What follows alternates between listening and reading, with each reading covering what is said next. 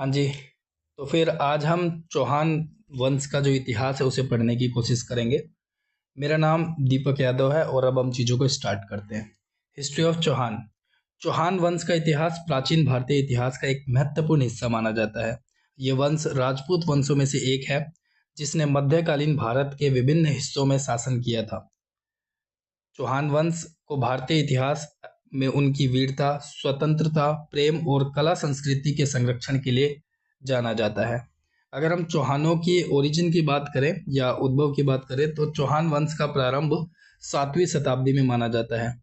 इनका प्रमुख रूप से राजस्थान में अजमेर और दिल्ली के क्षेत्र पर बहुत ज़्यादा प्रभाव रहा है। चौहान वंश को अग्निकुंड राजपूतों में से एक माना गया है। अग्निकुल की उत्पत्ति के अनुसार ये राजपूत 4 वंशों में हुए थे, जैसे परमार, प्रतिहार, सोलंकी, चौहान। और जो चौहान है इन राजपूत वंशों में से एक है। उसकी उत्पत्ति अग्निकुंड के सिद्धांत से हुई थी। अगर हम इनके प्रमुख शासन की बात करें या शासकों की बात करें, जैसे समर सिंह, जिसको हम सिंह राज बोलते हैं, चौहान वंश की उन्होंने शुरुआत प्रभावशाली शासक से की। इन्होंने अजमेर को अपनी राजधानी बनाया था। फिर अगर हम दूसरे राज्य की बात करें जिसे हम कहते हैं वृगराज चौहान, जिसको हम बिसल देव बोलते हैं, वृगराज ने अजमेर और उसके आसपास के क्षेत्रों पर अपना विस्तार किया था। उन्होंने शिक्षा संस्कृति को प्रोत्साहन भी दिया था और अजमेर में कई मंदिरों का निर्माण भी करवाया था। चौहानों में पृथ्वीराज चौहान जो एक थे वो बहुत प्रसिद्ध शासकों में से एक है, जिनका राज 1178 एडी से लेकर 1192 एडी तक चला था। चौहान वंश के सबसे प्रसिद्ध राजाओं में से एक है पृथ्वीराज चौहान। पृथ्वीराज चौहान ने अपनी वीरता, दिल्ली पर शासन के लिए इनको प्रसिद्ध माना जाता है। उन्होंने मोहम्मद गौरी के खिलाफ तारीन के युद्ध 1191 और 1192 में संघर्ष किया था। पहला युद्ध 1191 में पृथ्वीराज चौहान को विजय मिली थी। दूसरे 1192 में मोहम्मद गौरी ने उन्हें हराया था, जिसके बाद दिल्ली पर मुगल शासन की जो मुस्लिम शासन है उनकी नींव चढ़ने लगी थी। अब हम देखते हैं कि चौहान वंशों का पतन किस प्रकार हुआ था। पृथ्वीराज की हार के बाद चौहान वंश का जो प्रभाव है वो धीरे धीरे समाप्त होने लग रहा था। इसके बावजूद चौहान वंश में छोटे छोटे राज्य स्थानीय स्तर पर अस्तित्व रखने लग रहे थे। चौहान वंश की सांस्कृतिक और उनकी योगदानों की अगर हम बात करें तो चौहान वंश ने भारतीय संस्कृति, कला और वास्तुकला में महत्वपूर्ण योगदान दिया था। अजमेर में तारागढ़ का जो किला था और पुष्कर मेला उनकी सांस्कृतिक धरोहरों में से एक है। चौहान शासकों ने अपने समय पर शिक्षा, धर्म और विशेष संरक्षण के क्षेत्र में इनको प्रोत्साहन दी थी। चौहान वर्ष भारतीय संस्कृति का गौरवशाली अध्याय है, जो वीरता, स्वाभिमान और सांस्कृतिक विकास का एक बहुत बड़ा प्रतीक माना जाता है। तो फाइनली अब हम हिस्ट्री ऑफ चौहान को राजस्थान ओरिएंटेड करने की कोशिश करेंगे। ओरिजिन ऑफ चौहान को सबसे पहले हम स्टार्ट करते हैं। चौहानों का ओरिजिन हमें एक थ्योरी से पता चलता है, थ्योरी ऑफ फायर अल्टार, मतलब अग्निकुंड का जो सिद्धांत है उससे हमें ओरिजिन ऑफ चौहान की जानकारी मिलती है। चंद्र बरदाई की एक बुक है जिसका नाम है पृथ्वीराज रासो, जिसमें अग्निकुंड के सिद्धांत की बातें बताई गई हैं। ऋषि वशिष्ठ ने एक यज्ञ को किया था आबू पर्वत पर अग्नि की मदद से, जिससे उन्होंने 4 राजा को बनाए थे। पहला प्रतिहार, दूसरा परमार, तीसरा चालुक्य और चौथा चौहान। चालुक्य वही वंश है जहां से सोलंकी जो है वो उभरे थे। इन सभी जातों को हम अग्निवंशी कहते हैं। महनोत नेन्सी और सूर्यमल मनसी ने इस अग्निकुंड के सिद्धांत को स्वीकारा भी है। अग्निकुंड के सिद्धांत के बाद बिजोलिया का जो एक अभिलेख है जो कि 1170 एडी की जानकारी देता है, इसमें जो चौहान है उनको वत्स गोत्रीय ब्राह्मण बोला गया है। और न्यामत खां एक कविजान है जिन्होंने एक बुक लिखी है क्यामत रासो, जो ये लिखते हैं कि जो चौहान है वो एक ब्राह्मण वंश से बिलोंग करते हैं। दशरथ शर्मा की एक बुक है द अर्ली चौहान डायनेस्टी, वो भी चौहानों को ब्राह्मण वंश का मानते हैं। और इसमें चौहानों को विप्र कहा गया है और विप्र का मतलब ज्ञानी को दर्शाता है। तो ये हो गई हमारे देश की थ्योरी। और फॉरेन थ्योरी के हिसाब से जैसे कर्नल जेम्स टोड, विलियम कुर्फ और स्मिथ, ये लोग कहते हैं कि राजपूत जो है वो फॉरेनर्स थे। ये एक मिडल एशियन ट्राइब है जो शक से ड्राइव हुई है। शक मतलब सीथियंस, ठीक है। तो ये जो सीथियंस थे ये बहुत ज़्यादा दारू पिया करते थे और बहुत ज़्यादा यज्ञ वाली चीज़ें किया करते थे। तो ये इससे कंक्लूड करते हैं कि जो राजपूत हैं वो एक सीथियन कम्युनिटी से आते हैं। और ये जो ट्राइब है बहुत ज़्यादा सूर्य की पूजा करते थे। यहाँ पर सती प्रथा ऑलरेडी एग्जिस्टेंस में थी और ये लोग घोड़ों और अपने जो हथियार थे उनकी बहुत ज़्यादा पूजा किया करते थे। और ये जो मिडल एशियन ट्राइब थी सीथियंस, ये फायर वर्शिप भी बहुत ज़्यादा किया करते थे। राजपूत में भी दो तरीके के राजपूत होते हैं, एक होते हैं चंद्रवंशी और दूसरे होते हैं सूर्यवंशी। चंद्रवंशी की जानकारी हमें हंसी का एक अभिलेख है जो हमें हरियाणा से मिला है, वो बताता है, जिसमें अचलेश्वर का एक इंस्क्रिप्शन है जो आबू से मिला है, ठीक है ना। सूर्यवंशी की जानकारी हमें कुछ बुकों से मिलती है, पृथ्वीराज विजय, हमीर महाकाव्य और हमीर रासो। वृगराज चतुर्थ का एक इंस्क्रिप्शन है जिससे हमें सूर्यवंशी जो वंश है उनकी जानकारी मिलती है। तो हम पढ़ लेते हैं बिजोलिया का जो इंस्क्रिप्शन है जो हमें 1170 एडी की जानकारी भी देता है, जो कि पार्श्वनाथ मंदिर से हमें मिला था। और ये जो चौहान वंश है उनकी जानकारी देता है, जिसमें ये लिखा हुआ है कि जो चौहान है वो वत्स गोत्रीय ब्राह्मण है, जिसमें वो चौहान के किंग वासुदेव के कंस्ट्रक्शन के बारे में बताता है कि उन्होंने सांबर लेक का कंस्ट्रक्शन भी करवाया था। इसमें ये भी जानकारी मिलती है कि जो चौहान है वो बहुत सारा लैंड ग्रैंड दिया करते थे, मतलब मंदिर के लिए भू अनुदान जो है वो बहुत खुल के दिया करते थे। इस अभिलेख में, इस इंस्क्रिप्शन में हमें राजस्थान के बहुत सारे पुराने प्लेसेस के बारे में पता चलता है, जैसे बिजोलिया में विजयावल्ली और नागौर में अहिछत्रपुरा और जालोर को जबालीपुर के नाम से जाना जाता था। राज्य के प्रशासन और विभाजन की जानकारी एडमिनिस्ट्रेशन डिवीजन जो था वो बिजोलिया के इंस्क्रिप्शन में हमें देखने को मिलता है। और जो इस बिजोलिया का अभिलेख है उसके राइटर है गुणभद्र और इनग्रेवर है गोविंद्र। अगर हम इस राइटर और इनग्रेवर की बात करें तो जैसे जो राइटर थे गुणभद्र और इनग्रेवर थे जिनका नाम था गोविंद्र, इसकी जानकारी हमें उत्तम शिखर पुराण एक बुक है उससे मिल सकती है, जिसके राइटर है सिद्धसेन सूरी। तो बिजोलिया के इंस्क्रिप्शन के बाद हमें पढ़ना है इंस्क्रिप्शन ऑफ वृगराज चतुर्थ, मतलब वृगराज चतुर्थ का जो इंस्क्रिप्शन है उसके बारे में पढ़ना है, जिसमें चौहानों को सूर्यवंशी बताया गया है। ये जो चौहान थे ये मालवा की तरफ से आए थे और ये मालवा की एक जाति थी और मालवा के ये लोग थे।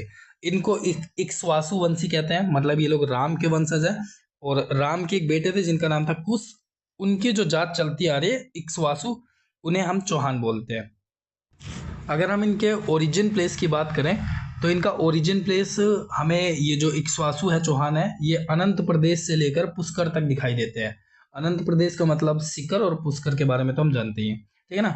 इनिशियल एज की बात करें तो ये सपादलक्ष वाली जगह पर मिलते हैं। सपादलक्ष का मतलब वो एरिया जो सांभर लेक के आसपास मिला करते थे, तो वहां पर ये इक्ष्वाकु देखने को मिलते थे। तो सपादलक्ष के बाद इनिशियली इन्होंने अपनी कैपिटल अहिछत्रपुरा को बनाया और जो अहिछत्रपुरा है आज के समय पर उसका नाम नागौर है। फिर अहिछत्रपुरा के बाद इन्होंने अपनी नेक्स्ट कैपिटल बनाई सांभर को, और जिसका दूसरा नाम शाकंभरी रखा गया। और प्रेजेंट टाइम पे शाकंभरी टेम्पल जो है इस जगह पर पाया जाता है। शाकंभरी को टाइटल दिया गया शाकंभरीश्वर, और दूसरा जो टाइटल दिया जाता है जिसको हम कहते हैं सांभरी राज।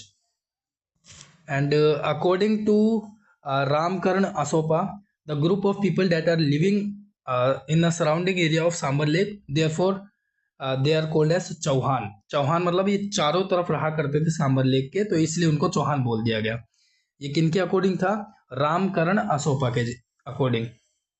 और अगर हम जनक के आधार पर बोले तो चौहान को उन्होंने डिफाइन किया था, चौ मतलब चाप, हा मतलब हरी, और ना मतलब नए, और माँ मतलब मान, तो इसलिए इनको चौहान बोला जाता है। तो अब हमें चौहान के फाउंडर के बारे में पढ़ना है जिनका नाम है वासुदेव। चौहानों को फाउंड किया गया था 551 एडी में बाय वासुदेव, जो कि रहा करते थे नियर सपादलक्ष, मतलब adjoining area of the sambar lake, जहाँ पर चौहानों की स्थापना हुई थी। इस बात की जानकारी हमें राजशेखर की एक बुक है जिसका नाम है प्रबंध कोश। और जो गुवक प्रथम है वो पहले इंडिपेंडेंट रूलर माने जाते हैं चौहानों के। और इन्हीं के समय पे प्रतिहारों का एक किंग था जिसका नाम था नागभट्ट सेकंड, जिनको टाइटल दिया गया था वीर का। गुवक जो फर्स्ट हैं, उन्होंने इनकी प्रतिहारों की सुप्रीमेसी को एक्सेप्ट करने से मना कर दिया था। अगर हम गुवक प्रथम की टाइटल की बात करें तो इन्हें हर्षराय के नाम से जाना जाता है।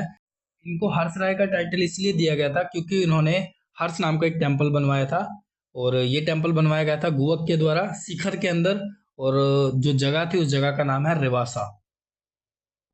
अगले जो चौहानों के राजा होते हैं जिनका नाम है चंदन राज, इनकी क्वीन का नाम था आत्मप्रभा, जिनको दूसरा नाम दिया जाता था रुद्र नानी, और इन्हें द गॉड ऑफ द योग प्रैक्टिस के लिए जाना जाता था क्योंकि ये हर जगह मैक्सिमम जगह पर लोगों को मोटिवेट करते थे योगा करने के लिए।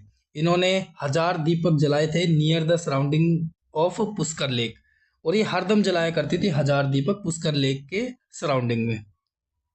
चौहानों के अगले जो राजा थे जिनका नाम था वकपति राज, और इन्होंने 108 बैटल को जीता था। इनके बेटे का नाम लक्ष्मण सिंह था, और दूसरी भाषा में जो लोग लोकल लैंग्वेज में इन्हें बुलाते थे लखन सिंह। ये 950 एडी की बात है जिन्होंने नाडोल की स्थापना करी थी। वकपति राज के बाद अगले जो चौहानों के राजा जिनका नाम है वृगराज सेकंड या फिर वृगराज द्वितीय, ये गुजरात पर अटैक करते हैं जिसके कारण ये सोलंकियों से डिस्प्यूट में आ जाते हैं। तो इसमें चौहान वर्सेस सोलंकी होता है।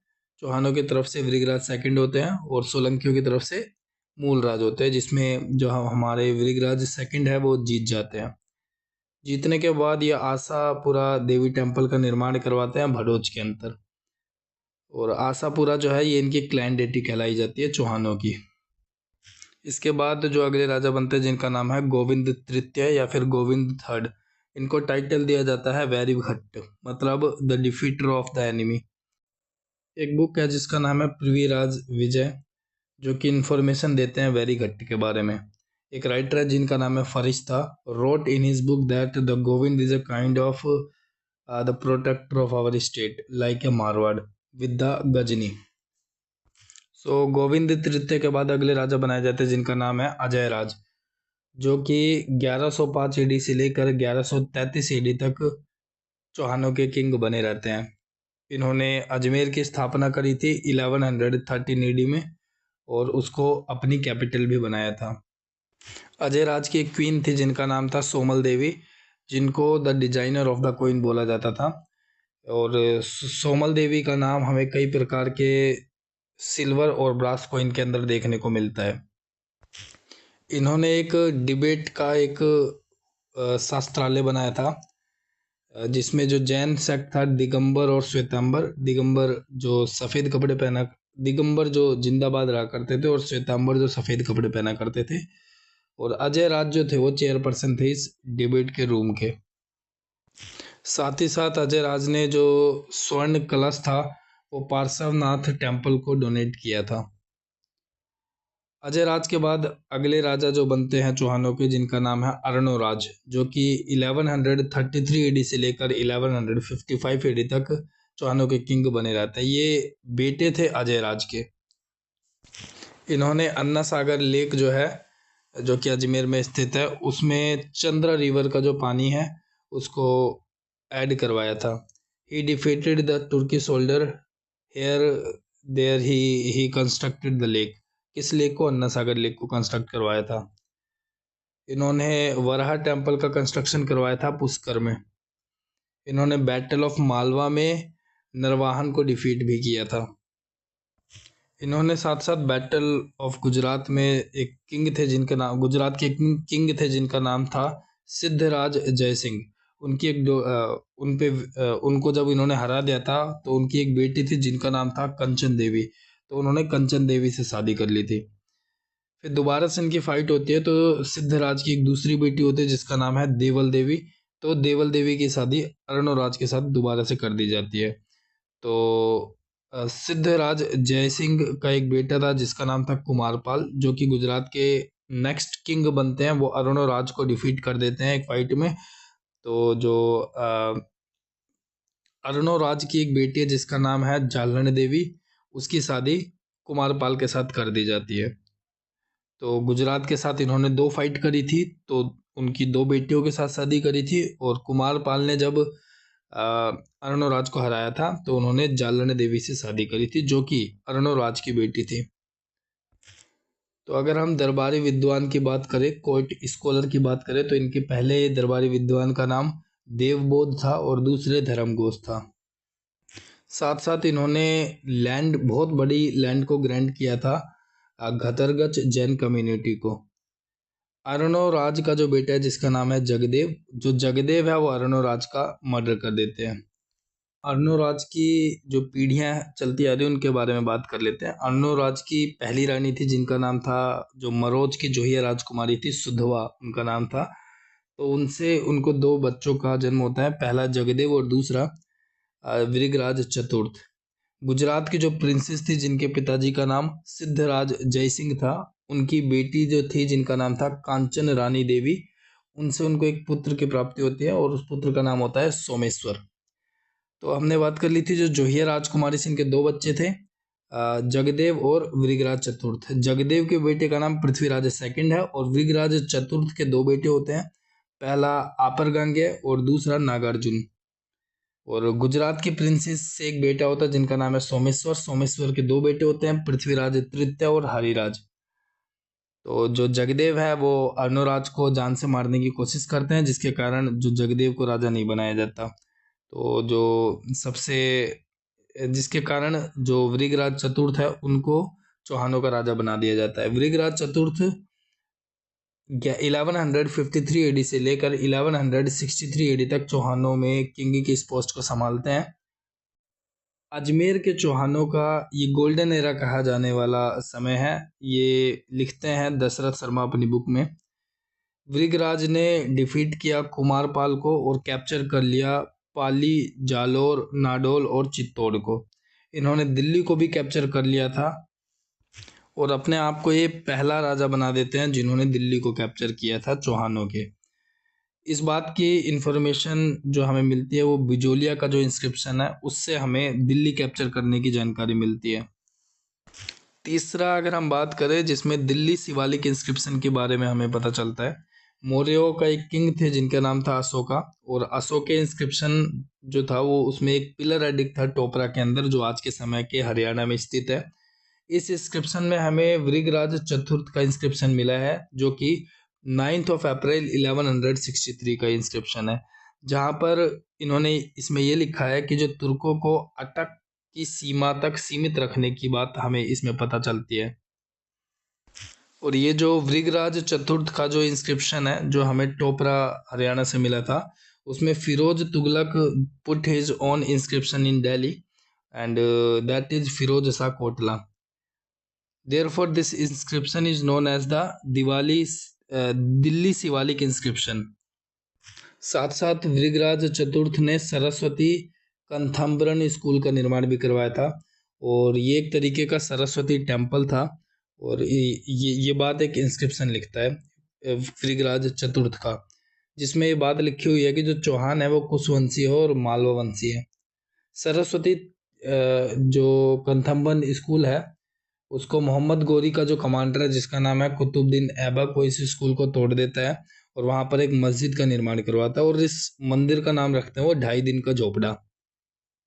इसे 2.5 दिन का झोपड़ा इसलिए बोला जाता है क्योंकि 2.5 दिन का एक उर्स मतलब मेला लगाया जाता है इस जगह पर, और पीर पंजाब शाह के द्वारा। और जो सरस्वती कंथम्बनन स्कूल था जहाँ पर सरस्वती माता का जो टेम्पल बनवाया गया था, वो आज के समय पे अजमेर राजपूताना जो म्यूजियम है उसके अंदर पाया जाता है। इन्होंने बिसलपुर में बिसलपुर लेक का निर्माण करवाया था, शिवा टेम्पल का कंस्ट्रक्शन करवाया था, और जो शिवा टेम्पल था उसका नाम था गोकारेश्वरी टेम्पल। बिसलपुर जो लेक है वो आज के समय के टोंक डिस्ट्रिक्ट में स्थित है। साथ साथ वृगराज चतुर्थ ने एक ड्रामा लिखा था जिसका नाम था हरकेली। हर जो शब्द है वो शिवा को डेडिकेटेड है, और the book is on Shivji Maharaj and written by the Vrigraj चतुर्थ। वृगराज चतुर्थ में के महल में एक कोर्ट स्कॉलर थे जिनका नाम था भरवी। भारवी ने एक बुक लिखी थी जिसका नाम था कृतार्जुनियम। कृता का मतलब हंगर और अर्जुन के बारे में इस बुक को लिखा गया था। इसके साथ साथ एक ड्रामा लिखा गया था जिसका नाम था ललित वृगराज, जो कि लिखा गया था सोमदेव के द्वारा। ये एक लव स्टोरी थी जो कि वृगराज और देसल देवी के बीच की स्टोरी को ये एक्सप्लेन करता है। तीसरा, गजनी का जो किंग है खुसरो, उसको डिफीट करने की बात भी इस ललित वृगराज की का जो ड्रामा है इसमें लिखी गई है। इसमें जो देसलदानी है, देसल देवी जो है, वो प्रिंसेस है तोमर की, मतलब तोमर डायनेस्टीज की, जब दिल्ली पे तोमरों का राज चल रहा था। अगर हम वृगराज चतुर्थ के टाइटल की बात करें तो इन्हें विसलदे, ब्रदर ऑफ पोएट, साथ साथ कॉर्न हिल एक राइटर हैं जो वृगराज चतुर्थ को कंपेयर करते हैं कालिदास और भाव भुट्टी से। इन्हीं के समय पे जो धर्मघोष सूरी थे, उन्होंने एनिमल किलिंग को बैन कर दिया था एकादशी के समय पर। और जिनदत्ता सूरी जो थे वो ट्रेड करने के लिए और बिजनेस करने की तरफ अपने आप को टिल्ट कर दिया था और लोगों को मारना इन्होंने बंद कर दिया था। इसके बाद अगले राजा जो बनते हैं जिनका नाम है अपर गंगे। अपर गंगे के बाद पृथ्वीराज सेकंड को चौहानों का राजा बनाया जाता है। पृथ्वी राय जो सेकंड है उनके समय का एक इंस्क्रिप्शन है जिनका नाम है हांसी इंस्क्रिप्शन, जो कि हरियाणा में है, जो इस बात की जानकारी देता है कि जो चौहान है वो चंद्रवंशी है। पृथ्वीराज सेकंड ने जो कंस्ट्रक्शन करवाया जिसका नाम है मेनाल सुहेश्वर टेम्पल, जो कि वो अपनी रानी के लिए बनवाते हैं, सुहाव देवी के लिए। एक दूसरा इंस्क्रिप्शन है जिसका नाम है ढूंढ इंस्क्रिप्शन, जो कि भीलवाड़ा में स्थित है। जो सुहाव देवी जो है वो अब उनकी रूठी रानी की वजह से वो उनके लिए एक मंदिर का निर्माण करते हैं, लॉर्ड शिवा को वो मंदिर डेडिकेटेड था। साथ ही साथ ढूंढ इंस्क्रिप्शन में जो अपर गंगे है उनको राजा से हटाने की जानकारी हमें मिलती है। और बस ये दो जानकारी हमें मिलती है, अपर गंगे को राजा की पोस्ट से हटाने की, और सुहाव देवी जो है वो उनकी एक रूठी रानी है और जिसके लिए उन्होंने सुहेश्वर टेम्पल का निर्माण भी करवाया था। पृथ्वीराज सेकंड के बाद चौहानों के अगले राजा का नाम सोमेश्वर है। इन्होंने कोंकण अटैक में एक पॉलिटिकल अचीवमेंट को अचीव किया था। कोंकण अटैक में कुमारपाल जो कि चालुक्य के किंग थे वर्सेस मल्लिकार्जुन के बीच में फाइट होती है, जिसमें मल्लिकार्जुन को मार दिया जाता है। किनके द्वारा मारा जाता है? सोमेश्वर के द्वारा। कारपुरी देवी जो है the queen of Kalachuri clan कही जाती है इन चेदी, मतलब जो आज का जो चेदी है वो मध्य प्रदेश में स्थित है और कल्चुरी क्लैन के वंश की ये क्वीन मानी जाती थी। इन्होंने टेम्पल का कंस्ट्रक्शन करवाया था। टेम्पल का नाम वैद्यनाथ टेम्पल था, जिसमें वो ब्रह्मा विष्णु और महेश की जो मूर्ति है वो लगवाते हैं। इसके साथ साथ ये 5 अनदर टेम्पल का निर्माण करते हैं जिसको हम कहते हैं 5 कल्प वृक्ष। साथ साथ इन्होंने आइडियोल्स का भी कंस्ट्रक्शन करवाया था, मूर्तियों का भी कंस्ट्रक्शन करवाया था। इन्होंने सोमेश्वर और अरुणोराज की मूर्ति का कंस्ट्रक्शन करवाया था।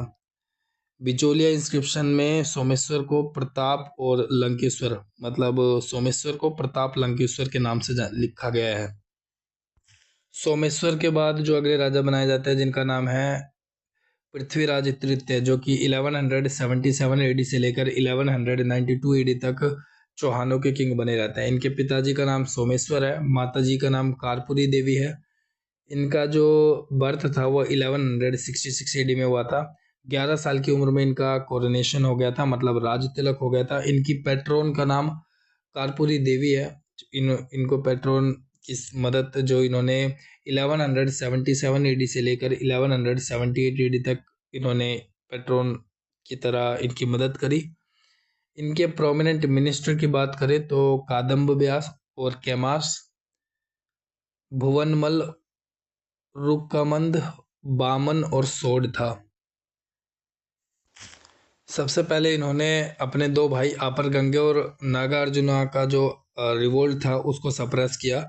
नागार्जुना ने सपोर्ट जो सेंटर बना रखा था वो गुड़गांव को बना रखा था, but at the same time Prithviraj जो है वो इसको कैप्चर कर लेते हैं। दूसरी पॉलिटिकल अचीवमेंट की बात करें तो पृथ्वीराज ने भंडनाक का जो विद्रोह था उसको सप्रेस किया था, means the suppression of Bhandanakas. 1182 AD में पृथ्वीराज ने एक ट्राइब थी जिसका नाम था भंडनाक, उसको डिस्ट्रॉय कर दिया था। पृथ्वीराज ने बैटल ऑफ तालुक में पार्टिसिपेट किया था, जिसमें 1182 में ये बैटल हुई थी, बैटल ऑफ तुमुल। बैटल ऑफ तुमुल में जो चंदेला का किंग था जिसका नाम था परमार्दी देव, तो इनकी पृथ्वीराज से लड़ाई हो जाती है। तो पृथ्वीराज वर्सेस परमार्दी देव, पृथ्वीराज जो है इस फाइट में जीत जाते हैं। परमार्दी देव की तरफ से एक कमांडर आता है जिनका नाम है आल्हा और उदल, ये दोनों इस फाइट में मर जाते हैं। पृथ्वीराज की जीत हो जाती है 1182 एडी में। तो जो पृथ्वीराज है वो पुंजुन राय को नेक्स्ट एडमिनिस्ट्रेटर बना देते हैं चंदेला का। इसके बाद ये बैटल ऑफ नागौर में पार्टिसिपेट करते हैं 1184 एडी में। इसमें जो गुजरात का एक चालुक्यों का एक किंग था जिसका नाम था भीम सेकंड, तो जो भीम सेकंड है वो शादी करना चाहते हैं आबू की परमार प्रिंसेस से जिसका नाम है इच्छनी देवी। परंतु जो इच्छनी देवी है वो चालुक्य किंग भीम सेकंड से शादी नहीं करना चाहती, जिसकी वजह से वो पृथ्वीराज से मदद की डिमांड करती हैं, और पृथ्वीराज जो है इच्छनी देवी से शादी पहले कर लेते हैं, जिसके कारण ये भीम सेकंड के साथ डिस्प्यूट में आ जाते हैं। तो पृथ्वीराज वर्सेस भीम सिंह की लड़ाई होती है जिसमें पृथ्वीराज जीत जाते हैं। जीतने के बाद जगदेव प्रतिहार संधि होती है जिसे हम कहते हैं जगदेव प्रतिहार ट्रीटी। इस बैटल ऑफ नागौर का सबसे बड़ा रीजन ये माना जाता है कि अब जो बाउंड्री है चौहानों की और चालुक्यों की वो अब एक दूसरे के साथ टच कर रही है, और इम्पेरियलिस्टिक आइडियोलॉजी को प्रोसीड करना इसका बहुत बड़ा रीजन माना जाता है। इसके साथ साथ पृथ्वीराज का एक और डिस्प्यूट हुआ था जिसे हम कहते हैं चौहान गढ़वाल डिस्प्यूट। चौहानों के जो किंग थे वो पृथ्वीराज हैं, और गढ़वालों के जो किंग है जिसका नाम है जयचंद। और ये दोनों डिस्प्यूट में इसलिए आ जाते हैं क्योंकि जो रीजन ये माना जाता है कि चंदेल और गढ़वाल का जो अलायंस है वो आगे बढ़ रखा था। दूसरा, इम्पेरियलिस्टिक एक्सपेंशन पॉलिसीज जो हर राजा अपने आप को करना चाहता है। तीसरा, दिल्ली को कैप्चर करने की चाह। इसमें जो जयचंद है उनकी जो बिटिया है जिनका नाम है सहयोगिता, वो शादी करना चाहती है पृथ्वीराज के साथ। ये स्टोरी एक्सेप्ट की जाती है 3 राइटरों के द्वारा। पहला दशरथ शर्मा, दूसरा गोपीनाथ शर्मा, और तीसरा सीवी वैद। इनकी सबसे बड़ी पॉलिटिकल अचीवमेंट मानी जाती है बैटल ऑफ तराइन को, जो कि 1191 एडी में की जाती है। बैटल ऑफ तराइन जो कि मोहम्मद गोरी जो है वो अब कैप्चर करने की कोशिश करते हैं तबर हिंद को, जो कि आज के समय का बठिंडा पंजाब में स्थित है। यहाँ पर मोहम्मद गोरी जो है वो तबर हिंद यानी कि बठिंडा को कैप्चर कर लेते हैं और वहाँ पर अपना एक एडमिनिस्ट्रेटर को इस्टेब्लिश करते हैं। उनके एडमिनिस्ट्रेटर का नाम काजी जियाउद्दीन है, जिसके कारण पृथ्वीराज और मोहम्मद गोरी की लड़ाई हो जाती है जिसमें पृथ्वीराज जो है वो जीत जाते हैं, और जो गोरी है वो अपने आप को सेफ रखने के लिए गजनी की तरफ भाग जाते हैं। सेकंड बैटल ऑफ तराइन होती है जो कि 1192 एडी में होती है, और ये एक तरीके का बिट्रे था, मतलब धोखे वाली बैटल थी, जिसके कारण यहाँ पर हमारे पृथ्वीराज हार जाते हैं, क्योंकि इस बैटल में पृथ्वीराज के घोड़े को चेंज कर दिया गया था, और ये जिस घोड़े के साथ आए थे उसका नाम था नाट्यरंधा। ये घोड़ा फाइट के मैदान में नाचने लग गया था, जिसके कारण पृथ्वीराज की इसमें पृथ्वीराज इसमें हार जाते हैं और इनको किडनैप कर लिया जाता है सिरसा के अंदर। एक बुक है जिसका नाम है ताल उल मसीर, जो कि हसन निजामी के द्वारा लिखी गई है। इस बुक में ये लिखा गया है कि पृथ्वी को जो किंग बनाया गया था अजमेर का, वो गोरी के द्वारा बनाया गया था, पर आफ्टर सम टाइम जो रिवोल्ट स्टार्ट हो जाता है जिसके कारण गोरी जो है वो पृथ्वीराज को मार देते हैं। एक बुक है जिसका नाम है पृथ्वीराज रासो, जो कि चंद्र बरदाई के द्वारा लिखी गई है, जो ये लिखते हैं कि पृथ्वीराज को किडनैप कर लिया गया था और गजनी की जेल में भेज दिया गया था, जहाँ पर उनकी आंखों को फोड़ दिया गया था, उनको अंधा कर दिया गया था। इसके साथ साथ हम ये भी डिस्कस कर सकते हैं the cause of defeat of Prithviraj Chauhan in a battle of Tarain. साथ साथ importance, effect, consequences of battle of Tarain और तराइन वॉर। इसके हम कुछ पॉजिटिव इम्पैक्ट देख सकते हैं और नेगेटिव इम्पैक्ट्स भी देख सकते हैं। अगर हम पृथ्वीराज की कल्चरल अचीवमेंट की बात करें तो they establish the department of art and culture, minister Padmamb, और पिथौरा फोर्ट का कंस्ट्रक्शन करवाया था इन्होंने दिल्ली के अंदर। कोर्ट स्कॉलर की बात करें तो सबसे इम्पोर्टेंट स्कॉलर का नाम चंद्र बरदाई है, जिन्होंने पृथ्वीराज रासो लिखी थी। जंग, और जिन्होंने पृथ्वीराज विजय लिखी थी। तीसरे कोर्ट स्कॉलर का नाम जगदेश्वर जनार्दन था। चौथे कोर्ट स्कॉलर का नाम विश्वरूप था। पांचवे का नाम विजयपति गंध, और छठे का नाम असरधार।